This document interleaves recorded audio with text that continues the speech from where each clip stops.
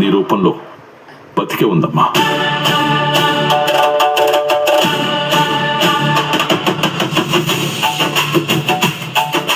నీ మంచితనం చూస్తుంటే నాకు నా శోభ కనిపిస్తుంది.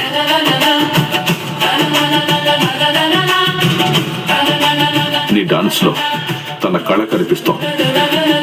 నీ పట్టుదలలో తన ఆత్మ కనిపిస్తుంది.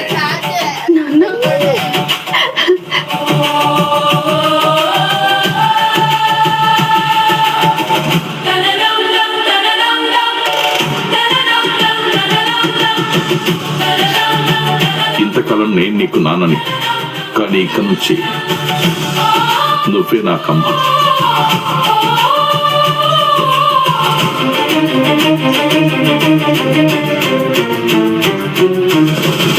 అపూర్వ జైలుకు వెళ్ళిందని మనం ఏడవలసిన అవసరం లేదు.